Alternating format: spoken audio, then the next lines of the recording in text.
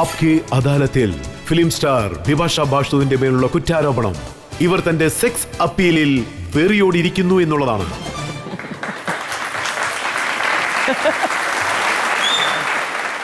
പക്ഷെ ഞാൻ കേട്ടത് താങ്കളുടെ ജീവിതത്തിൽ താങ്കൾ ഒരാളെ മാത്രമാണ് ഇഷ്ടപ്പെട്ടതെന്ന്. അവരുടെ പേരാകട്ടെ വിഭാഷ. ഒരുപാട് വർഷത്തിന് ശേഷം ഞാൻ മനസ്സിലാക്കിയ ഒരു കാര്യം എന്താന്ന് വെച്ചാൽ നമ്മളെ തന്നെ സ്നേഹിക്കേണ്ടത്. ഈ ഒരു മനസ്സറിവ് എനിക്ക് കുറെ നാളുകൾ കഴിഞ്ഞിട്ടാണ് കിട്ടിയത്. അത് മാത്രമല്ല, ഞാനൊരു ബ്രാൻഡ് ആരംഭിച്ചിട്ടുണ്ട്, baby love your self. Actually അത് വെച്ച് ഞാൻ ജനങ്ങൾക്ക് നല്ലൊരു ഇൻസ്പിറേഷൻ കൊടുക്കുകയാണ്. അതായത് അവരവരെ സ്നേഹിക്കുന്നതാണ് ഏറ്റവും പ്രധാനപ്പെട്ട കാര്യം. താങ്കൾ വളരെയധികം ഇഷ്ടപ്പെടുന്നു, താങ്കളുടെ സെക്സ് അപ്പീലിൽ ഇംപ്രസ്ഡ് ആണ്. ഞാൻ നിങ്ങളോടൊരു കാര്യം പറയാൻ ആഗ്രഹിക്കുന്നു. അതായത് ഞാൻ മരിക്കുന്നവരെയും സെക്സി ആയിട്ടിരിക്കാനാണ് ആഗ്രഹിക്കുന്നത്.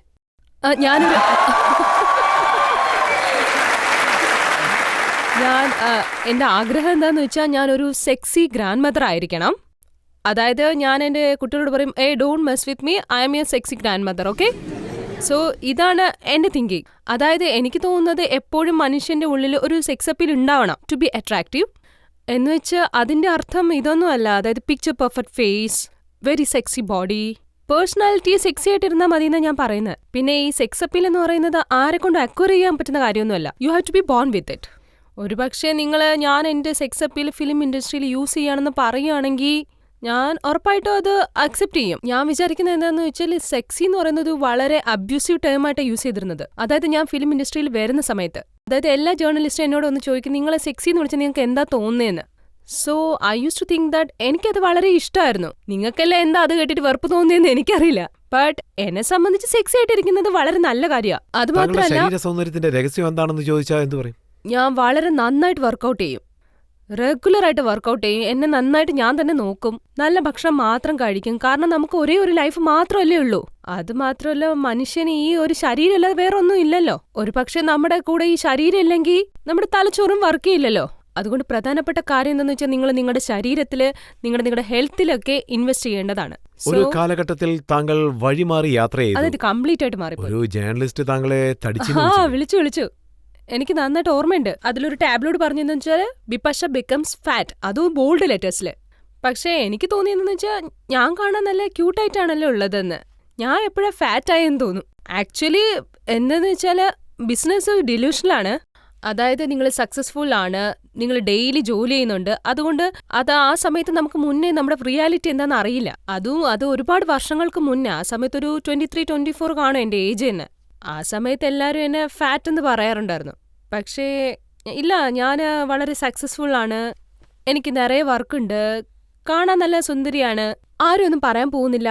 പക്ഷേ അങ്ങനത്തെ ഒരു ഹാർഷ് റിയാലിറ്റി നമുക്ക് ചില സമയത്ത് ആവശ്യമാണ്.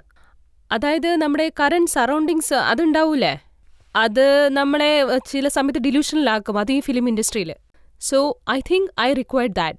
Slap on my face. ശരി, എങ്ങനെയോ ഒന്ന് ഗുണ്ടായിപ്പോയി. ഇനി നമ്മൾ എന്നെ നോക്കണം. Because film industry is a visual media. ഇതിൽ വളരെ പ്രധാനപ്പെട്ട കാര്യം എന്താന്ന് വെച്ചാൽ, നമ്മളെ തന്നെ നോക്കണം. ധൂം 2 പടത്തിൽ ബിക്കിനി ധരിക്കാൻ വേണ്ടി താങ്കൾ ശരീരം വീണ്ടും കുറച്ചിരിക്കുകയാണ്. അതെ, എനിക്ക് 1 വർഷം തന്നായിരുന്നു ആദിത്യ ചോപ്ര. എന്തെന്നാലും അദ്ദേഹം പറഞ്ഞായിരുന്നു, നിങ്ങൾ റിയോ പോയിട്ട് അവിടെ ബിക്കിനി ഇട്ടിട്ട് സർഫിംഗ് ഒക്കെ ചെയ്യേണ്ടി വരും.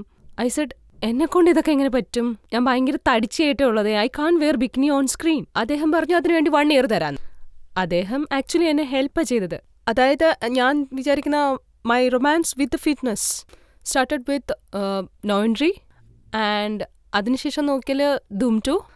അതിനുശേഷം I think I'm just more and more aware about health and fitness.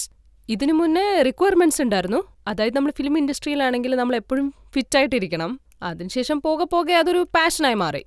ഫിറ്റായിട്ടിരിക്കുന്നതൊക്കെ ഓക്കെയാണ്, പക്ഷെ ഇങ്ങനെ ഓപ്പൺ ആയിട്ട് കാണിക്കുന്നത് എനിക്കങ്ങനെ തോന്നുന്നില്ല. I disagree with you. എന്നെ സംബന്ധിച്ച് നമ്മൾ കോൺഷ്യസ് അല്ലെങ്കിൽ നിങ്ങൾക്കൊരു നല്ല ബോഡി ഉണ്ടെങ്കിൽ യു ആർ കോൺഫിഡൻറ്റ്. ആരും നിങ്ങളുടെ തലയിൽ വന്ന് തോക്ക് പിടിച്ച് നിർബന്ധിക്കുന്നില്ല.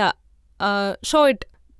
നിങ്ങളുടെ റെസ്പോൺസിബിലിറ്റിയിൽ, നിങ്ങളുടെ ഇഷ്ടത്തിന്, അതായത് ബിക്കിനി ഇട്ടിട്ട് ഓൺ സ്ക്രീനിൽ വരാൻ ആഗ്രഹം ഉണ്ടെങ്കിൽ I don't see a problem. അതായത് ഞാനിപ്പോൾ ഗോവ പോവുകയാണെങ്കിലോ മയാമി പോവുകയാണെങ്കിലോ ബിക്കിനി ഇടാറുണ്ട്. I'm a beach bum. I love to be in beach. അതായത് ഞാനിപ്പോൾ റിയൽ ലൈഫിൽ ബിക്കിനി ഇടുന്നുണ്ടെങ്കിൽ അതുകൊണ്ട് ഞാനിപ്പോ ഓൺ സ്ക്രീനിൽ അത് ഇടാതെ ഒരു ഡബിൾ സ്റ്റാൻഡേർഡ് കാണിക്കണമെന്ന് ഞാൻ വിചാരിക്കുന്നില്ല. പക്ഷെ താങ്കൾ എപ്പോഴൊക്കെ വേറെ രീതിയിലുള്ള ക്യാരക്ടറുകൾ ട്രൈ ചെയ്തോ, അതായത് ഈ സെക്സ് അപ്പീലൊക്കെ ഇല്ലാത്തതുപോലെ ആക്രോഷ് എന്നുള്ള സിനിമ, Yeah. ലംഹ കാശ്മീരിനെ കുറിച്ചുള്ള സിനിമ, ആക്രോഷ് ബീഹാറിനെ കുറിച്ചുള്ള അതെ. കഥയാണ്. ആ സിനിമകളൊന്നും ശരിക്കും ഓടിയില്ല. അതുകൊണ്ടൊരു സെറ്റ് ബാക്ക്, അതുകൊണ്ട് ഇങ്ങനെയൊക്കെയുള്ള ക്യാരക്ടർ. ഉറപ്പായിട്ടും തോന്നി. അതായത് ഒരു ആക്ടറിന് എന്താ തോന്നിയെന്ന് വെച്ചാൽ എന്ത് റോളായിരുന്നാലും അവർക്ക് ചെയ്യാൻ പറ്റണം. ആൻഡ് ഓണസ്റ്റ്ലി അത് പെർഫോം ചെയ്യാൻ പറ്റണം. ലംഹ ഫിലിം കണ്ടവരെല്ലാം എന്നെ നല്ലവണ്ണം പുകഴ്ത്തിയായിരുന്നു. എസ്പെഷ്യലി ക്രിട്ടിക്സിൽ എന്നെ ഒരു കാര്യത്തിൽ ഞാൻ ഭയങ്കര ലക്കിയാ. ഞാൻ ഏതൊക്കെ പടമാണോ ചെയ്തത്, മീഡിയ എപ്പോഴും എൻ്റെ ചുറ്റും ഉണ്ടായിരുന്നു. അതിപ്പോൾ ഏത് വർക്കായിരുന്നാലും. എൻ്റെ ഓഡിയൻസ്, അതായത് ഞാൻ ഇന്ന് നിങ്ങളോടൊരു കാര്യം പറയണം, ഓഡിയൻസ് ഇല്ലെങ്കിൽ നമുക്ക് ചാൻസ് കിട്ടുന്നത് വളരെ കഷ്ടമാണ്. അതൊരു ആക്ട്രസിന്. ഞാൻ ഒരുപാട് നല്ലത് ഇനിയും ചെയ്യണമെങ്കിൽ അതിനെല്ലാം കാരണം ഓഡിയൻസ് ആണ്. അത് നന്നായിട്ട് മനസ്സിലാവുന്നുണ്ട് ഇവിടെയുള്ളവരുടെ സ്നേഹത്തിൽ നിന്ന്.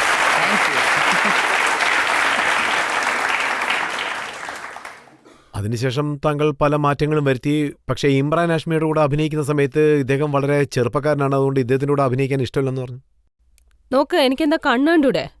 എല്ലാ ഹീറോസും ചെറുതാ. എനിക്കെന്താ ചെയ്യേണ്ടതെന്ന് അറിയില്ല. ഇമ്രാൻ ചെറുതാണെന്ന് തോന്നിയത് എന്താന്ന് എനിക്കറിയില്ല.